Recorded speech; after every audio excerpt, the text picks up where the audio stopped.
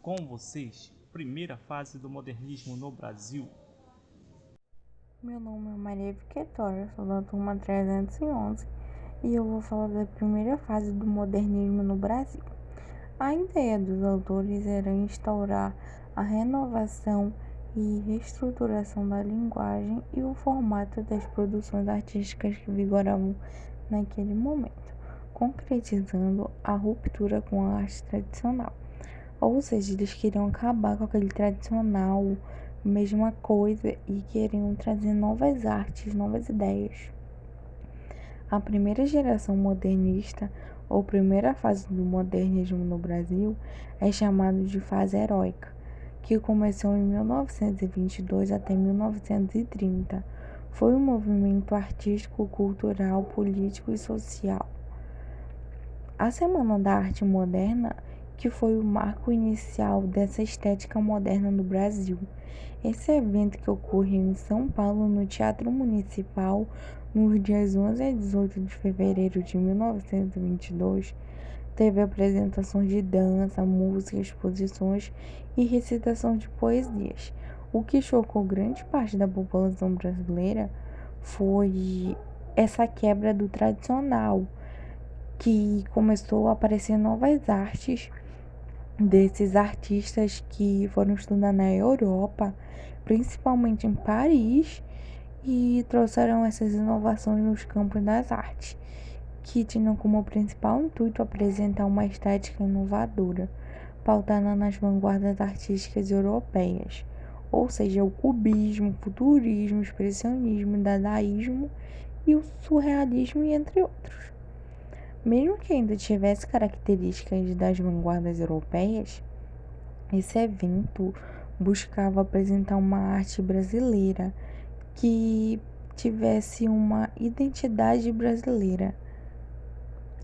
Uma importante característica desse período de afirmação nacional foi a disseminação de vários grupos e manifestos, que também teve a publicação de algumas revistas, como o Pau Brasil, Verde Amarelismo ou Escola da Anta, e do movimento antropofágico. No contexto histórico, o modernismo foi um movimento artístico e literário que surgiu em muitos países no final do século XX.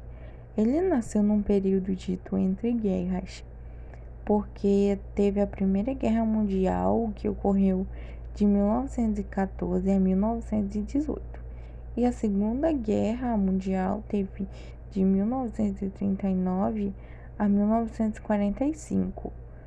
No Brasil, o período vigente é a primeira fase da chamada República Velha, que ficou marcada pelas oligarquias cafeeiras de São Paulo e as oligarquias do leite de Minas Gerais, por conta de que eles queriam só eles dominar o poder, que ficavam alternando entre os dois e não queriam que os outros estados participassem. E teve a quebra da Bolsa de Nova York em 1929, que resultou numa grande crise mundial refletida nas sociedades de diversos países, que foi responsável pelo início da Segunda Guerra Mundial e os governos totalitários que surgiram na Europa, como o nazismo, fascismo, franquismo e o salazarismo. O Mário de Andrade chamou essa primeira fase do modernismo de fase da destruição, porque é totalmente contraditória ao parnasianismo ou simbolismo das décadas anteriores. Esses artistas têm como uma busca pela origem e a valorização do índio. Tem como característica o nacionalismo crítico e urbanista, o antiacademismo, a valorização do cotidiano, o resgate das raízes culturais, a ironia, e também tem o grupo dos cinco, que é o Mário de Andrade, Oswaldo de Andrade, Menotti Del Pitta, Tarsila do Amaral e Anita Mafaldi. E também tem, destacando, o Manuel Bandeira, Graça Aranha e Victor Brecheret, e entre outros artistas. Oi, gente, meu nome é Andressa Campos, eu sou da turma 311. eu vou abordar um pouco sobre a poesia de Mário de Andrade, sendo ele um poeta, romancista, historiador da arte e crítico brasileiro, que nasceu dia 9 de outubro de 1893 e faleceu dia 25 de fevereiro de 1945. Mário de Andrade foi um dos fundadores do modernismo no Brasil. Seu estilo literário foi inovador e marcou a primeira fase modernista no país, principalmente pela valorização da identidade e cultura brasileira. A poesia de Mário de Andrade foi desenvolvida em duas vertentes, a urbana e a folclórica. Por meio de seus poemas, é possível entender o contexto social que o Brasil atravessa e compreender um pouco a história dessa personalidade essencial para a construção da identidade nacional. Posso citar o poema O Trovador. Sentimentos em mim do aspirante, dos homens das primeiras eras, as primaveras de sarcasmo, intermitentemente no meu coração arlequinal. Intermitentemente, outras vezes é um doente, um frio, na minha alma doente como um longo som redondo. Cantabona, dolorão, sou um tupi tangendo um alaúde. Nesse poema, ele resgata a ideia do trovadorismo, estilo literário e poético medieval. Em partes como Cantabona, ocorre o uso de palavras que emitem sons, podendo um texto ser lido como versos musicais, sugerindo o som de tambores indígenas. E Dolorão, evocando a sonoridade de um alaúde. Ao citar sou um tupi tangendo um alaúde, o poeta faz uma conexão entre as culturas indígena e europeia, pois o instrumento árabe era usado por trovadores medievais na Europa, provocando a sensação de que o Brasil é um lugar onde a mistura cultural ocorre intensamente. Em seu poema Inspiração, Mário de Andrade fala sobre uma São Paulo inquieta e urbana. Ela diz: São Paulo, comoção da minha vida. Os meus amores são flores feitas de original, arlequinal, trajes de losangos, cinza e ouro, luz e bruma, forno e inverno morno, elegâncias sutis, sem escândalos, sem ciúmes, perfumes de Paris, Aris. No verso Perfumes de Paris, Aris, fica evidente a comparação da cidade com outras metrópoles.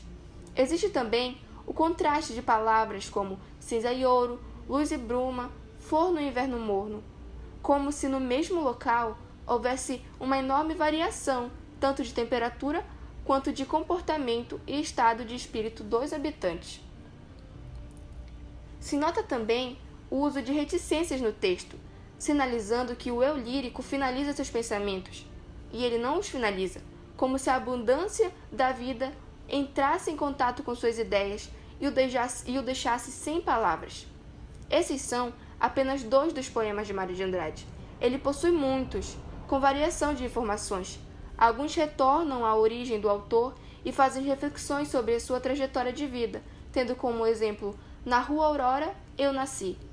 Outras expressam sua áurea presente no romantismo, como em Acalanto da Pensão Azul, e também podem narrar uma história folclórica, como em Poema.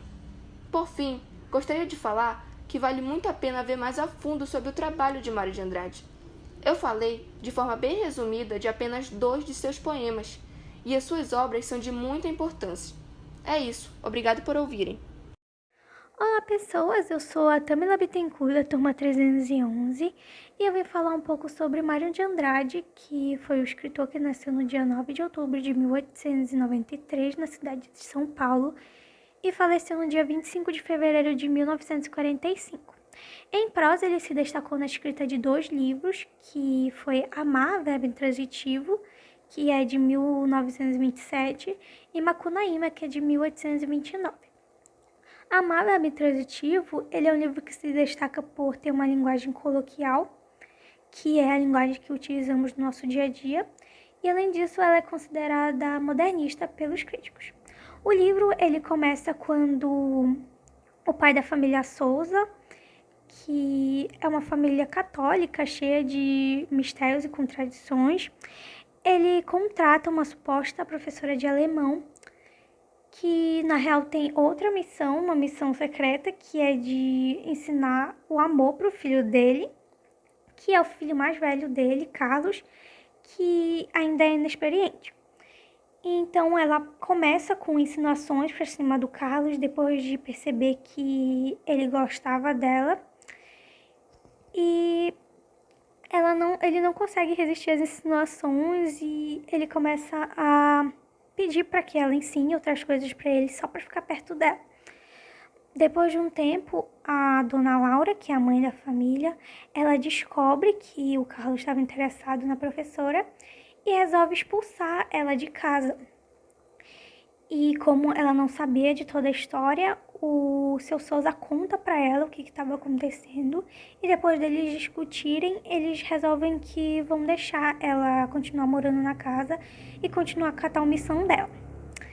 Então, com o consentimento da dona Laura, ela começa novamente com essas insinuações e no começo o Carlos ele hesita por não saber o que fazer, mas ele puxa ela, fala para ela chegar mais perto e dá o primeiro beijo nela.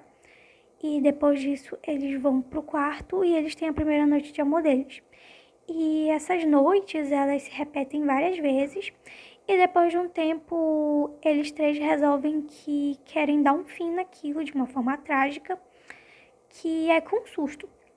Então quando o Carlos e a Elsa estão lá no quarto deles, a dona Laura e o seu Souza pegam eles em flagrante e terminam com todo esse relacionamento e ela vai embora.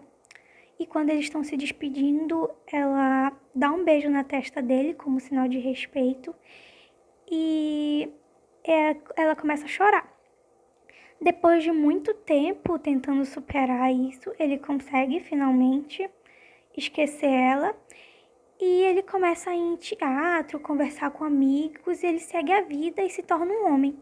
E depois de anos, eles se reencontram de longe num carnaval e o Carlos apenas acena para ela, sem nenhum tipo de sentimento, mostrando como ele tinha superado tudo aquilo. E esse basicamente é a história do livro. Óbvio que tem outros detalhes importantes, mas só resumindo mesmo. E é isso. Obrigada por escutar o podcast. José Oswald de Souza de Andrade, mais conhecido como Oswald de Andrade, foi escritor e dramaturgo brasileiro. Apresenta uma das principais lideranças no processo de implantação e definição da literatura modernista no Brasil. Sua atuação ficou marcada pelo seu espírito irreverente, polêmico, irônico e combativo. Tornou-se figura fundamental dos principais acontecimentos da vida cultural brasileira na primeira metade do século XX. Sua obra apresenta de maneira geral um nacionalismo que busca as origens, sem perder a visão da realidade brasileira. Oswald defendia a valorização das nossas origens, de nosso passado histórico-cultural, de forma crítica, parodiando, ironizando e atualizando nossa história de colonização. O romance foi o gênero da prosa que mais despertou o interesse de Oswald de Andrade. Em 1911, iniciou sua vida literária no jornal semanal O Pirralho, que fundou e dirigiu junto com Alcântara Machado e João Bananerê. No campo de teatro, Oswald estreou em 1916, com 2 peças escritas em francês, com a colaboração do poeta modernista Guilherme de Almeida.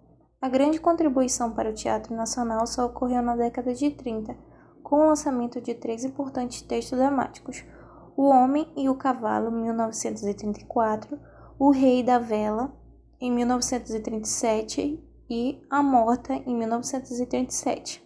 A peça O Rei da Vela, Oswald apresenta inovações técnicas e faz críticas à sociedade brasileira dos anos 60. Agora irei recitar um poema de Oswald de Andrade, Pronominais. Dei-me um cigarro, diz a gramática, do professor e do aluno e do mulato sabido, mas o bom negro e o bom branco da nação brasileira dizem todos os dias: deixa disso, camarada, me dá um cigarro. Olá, professor, me chamo Ana Carolina Brasil Malheiros, eu sou da turma 311 e o meu tema vai ser sobre o autor Manuel Bandeira. Bom, Manuel Bandeira, ele nasceu no dia 19 de abril de 1886 em Recife, Pernambuco, e também faleceu aos 82 anos em 13 de outubro de 1968. Ele foi vítima de hemorragia gástrica. Ele foi um grande escritor brasileiro e, além disso, também professor, ele é crítico da arte e historiador literário. e ele também fez parte da primeira geração modernista no Brasil. Entre as outras características da obra, podemos destacar obras recheadas de lirismo poético, uso de verso livre, da língua coloquial, da irreverência e da liberdade criadora. Os principais temas explorados pelo escritor são os cotidianos e a melancolia. Obviamente, o seu estilo se adapta ao longo do tempo e amadurece de acordo com sua vivência e experiência. Ao longo dos anos, Bandeira vai perdendo seus parentes mais próximos, seus pais, seus irmãos, enquanto eles buscam desenvolver sua obra. Desta forma, o texto de Bandeira recebe uma grande influência de temas como a morte, a melancolia e a solidão. Dentre as obras dele, eu vou destacar uma das mais importantes, que é a obra Os Sapos. Os sapos criticavam abertamente os parnasianos por sua preferência e apego à métrica em detrimento do sentido da significação do texto. A leitura do poema inicia uma baderna entre a plateia, que começou a vaiar, fazer barulho e imitar a leitura. Assim, a noite foi prejudicada e teve que ser encerrada por conta de desordem. Os versos são metalinguísticos porque falam da própria poesia, ou melhor, daquilo que a poesia não deveria ser. Então, os sapos, eles refletem sobre o que supostamente é a arte, entendeu? E o bom do poema. E o diálogo imaginário entre os sapos, eles produzem um exercício de reflexão sobre as normas de composição dos versos. E é isso, professor, meu trabalho.